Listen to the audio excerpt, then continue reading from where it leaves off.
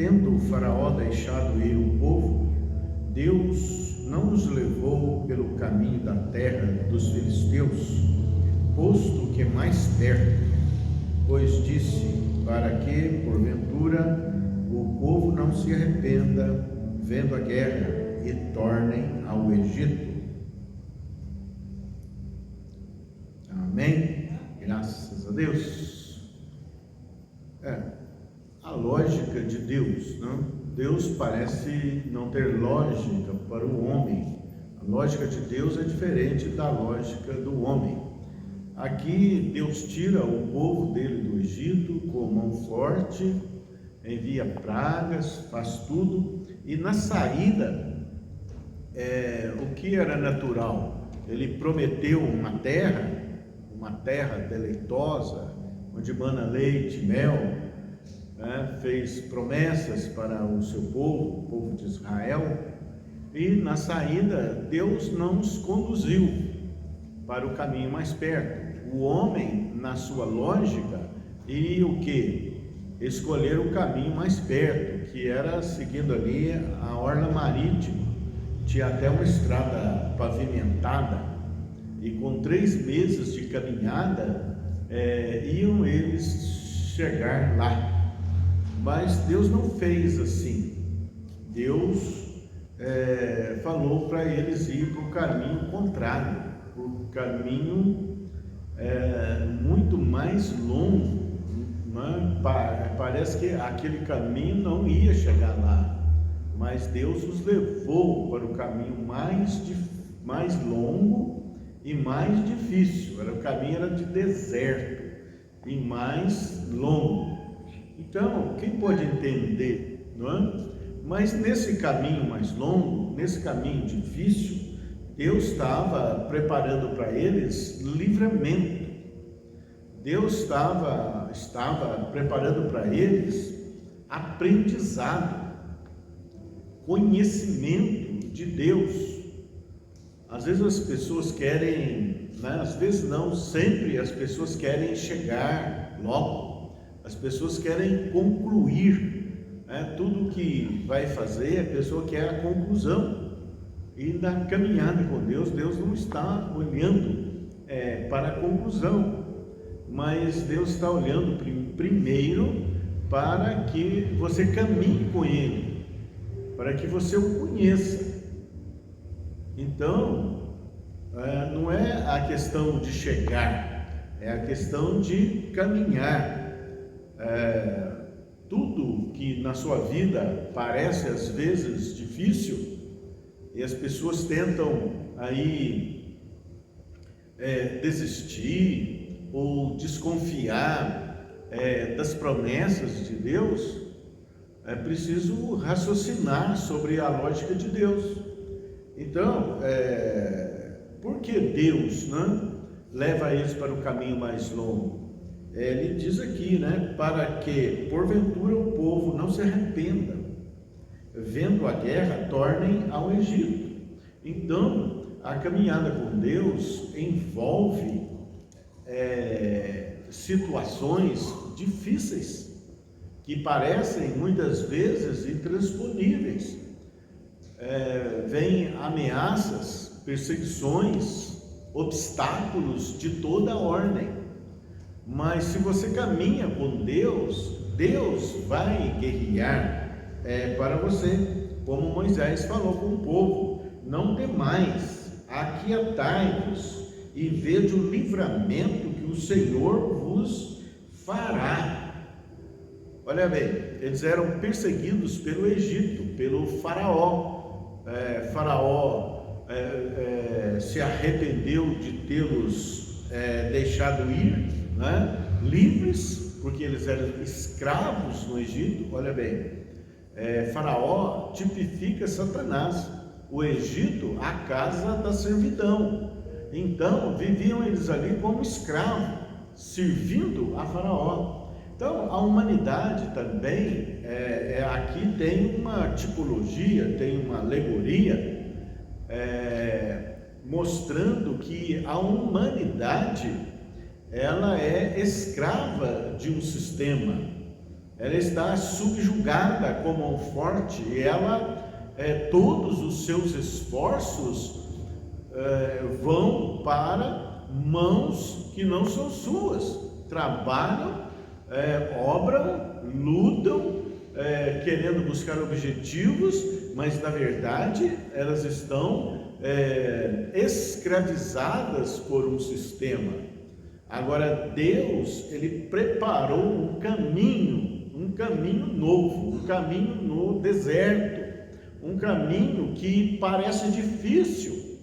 Quando você se submete a Deus através de Jesus Cristo, o caminho parece difícil, mas é preciso sossegar o coração, porque você entrou para a família de Deus, entrou pelo caminho de Deus, e vem as oposições, não é? Aqui o povo, a hora que isso aconteceu, que o povo foi e ficou diante do mar, um mar que não tem saída. Então Faraó disse no seu coração: estão desorientados na terra, o deserto os encerrou. Então, olha bem, pessoas vão olhar para você e vai falar que você escolheu o caminho errado, né? Você escolheu o caminho errado, o caminho da fé, o caminho de Deus, não é? O caminho de crer nas Escrituras. Vão falar para você que você errou o caminho, que você vai dar em nada, que a sua fé é algo que vai te levar a armadilhas, e você não terá bom termo. Mas esquecem que Deus prepara saída, Deus prepara escape. Então, aqui o Faraó falou assim: agora nós vamos destruir esse povo, eles não querem trabalhar para nós, eles não querem ser mais nossos escravos, então nós vamos destruir esse povo. Mas não contavam na providência de Deus, e o povo ali também, o povo não tinha mais escape, não tinha mais como tornar atrás. Quando você entra para a família de Deus, você não tem mais escape, você não tem mais volta.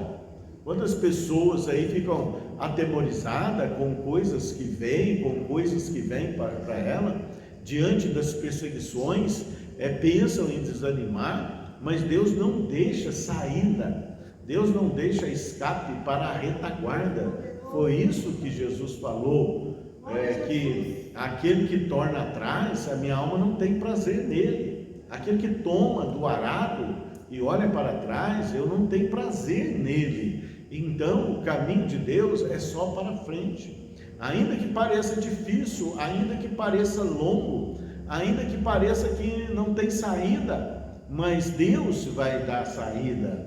Confia no Senhor, sossega o coração, aquieta-te. A direção de Deus é a melhor direção, ainda que pareça que a decisão é errada. Aqui o povo, por certo, questionou, falou: não, mas nós chegamos na terra que Deus prometeu, pelo mar Mediterrâneo, pela terra dos filisteus, que é muito mais perto, é pavimentado, está cheio de facilidades, né? Mas ali não teria escape para o povo, e o povo queria concluir, queria chegar, mas eles iam chegar para tomar posse de uma terra, mas sem conhecer ao Deus que estava guiando eles, e sem ver o poder de Deus. Aqui as pessoas olham, é uma história.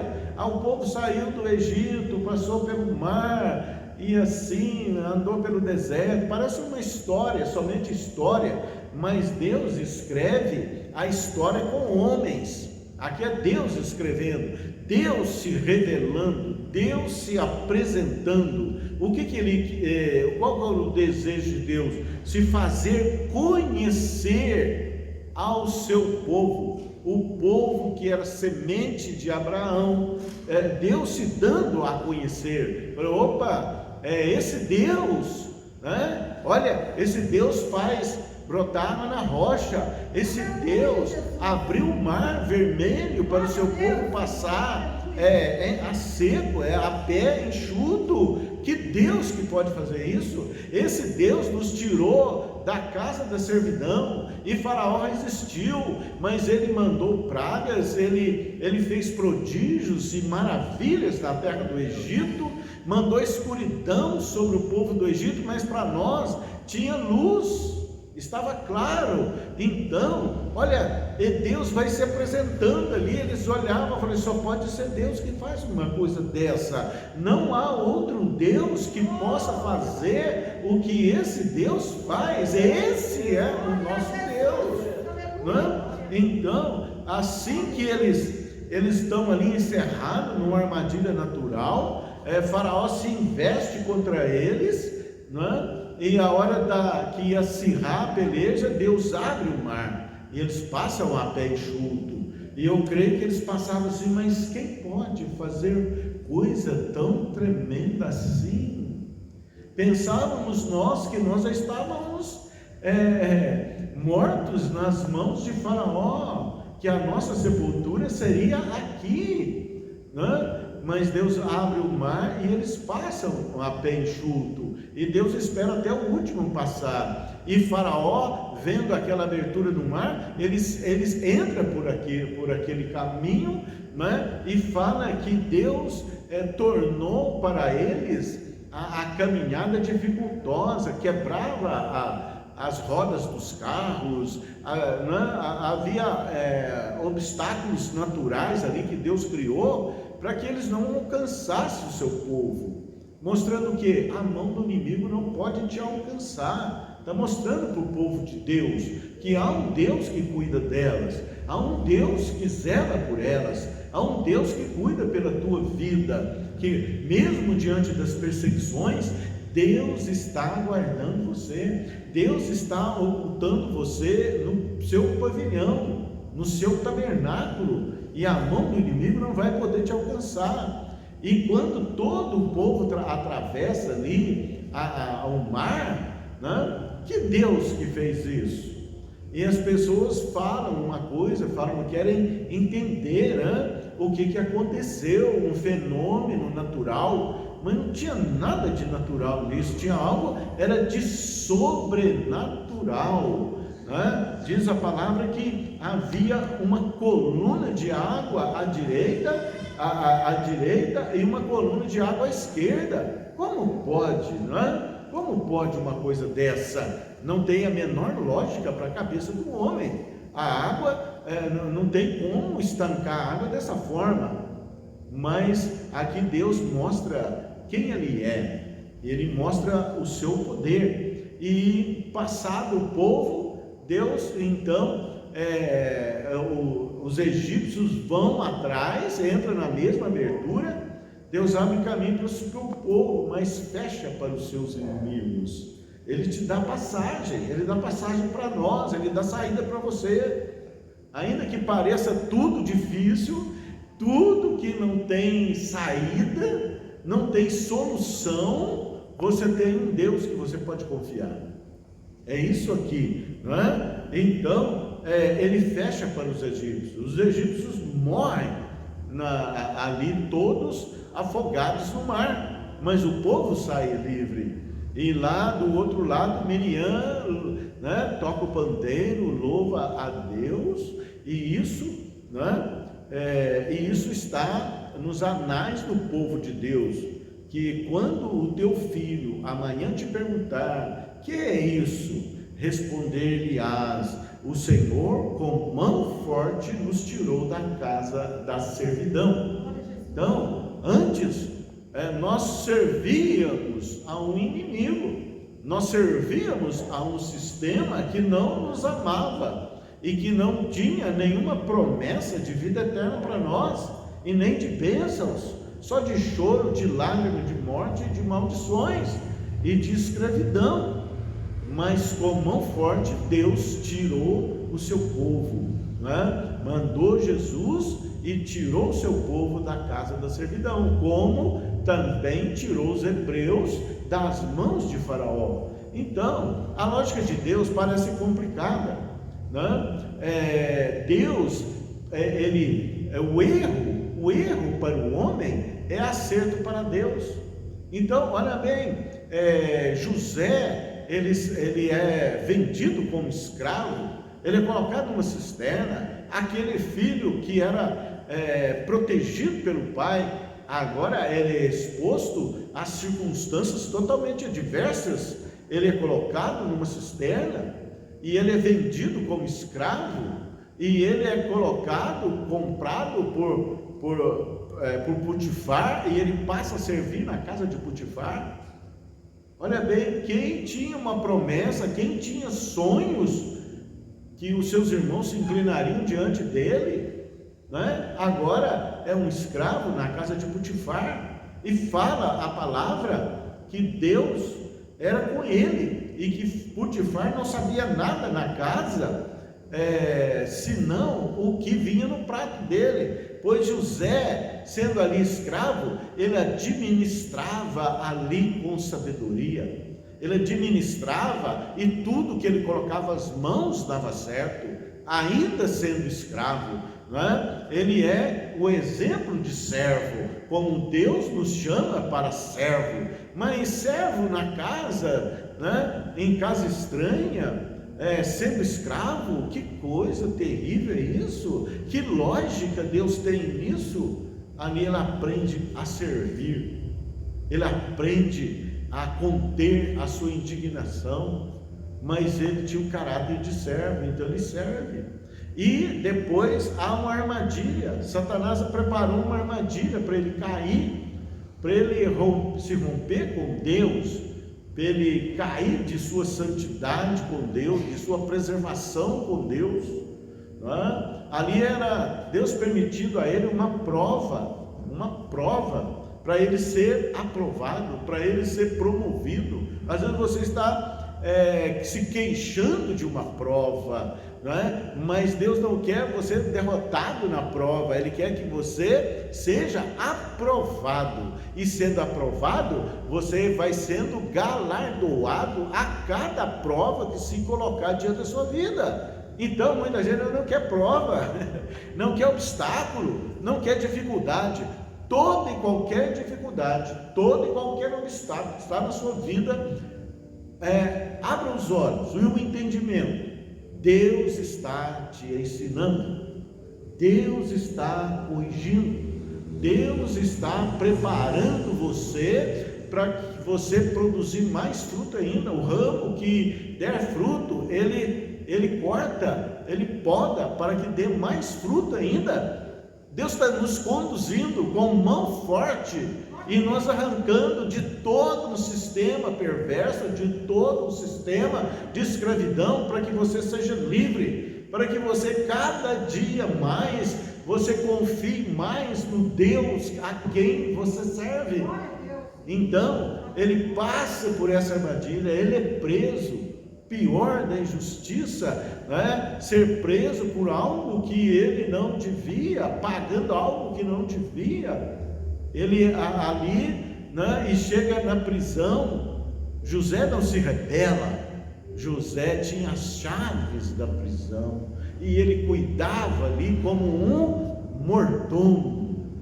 Olha o caráter, Deus amoldando o caráter dele, Deus preparando a ele para que não fosse soberbo, mas para que fosse humilde, mas na humildade fosse forte para superar as dificuldades, para superar as oposições, para superar as injustiças, para superar todas as investidas contra ele.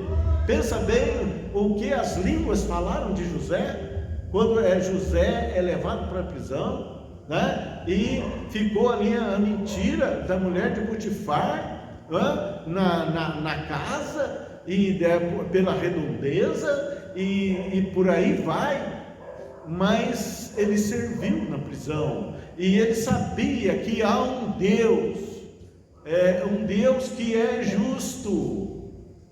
Olha bem, confia no Senhor. Deus obra justiça a teu favor, ainda que peleja contra você, Deus te mantém de pé. Deus só está te ensinando, Deus só está te preparando ainda que haja as dificuldades, as oposições, as injúrias, as mentiras, as investidas, como fez com Jacó.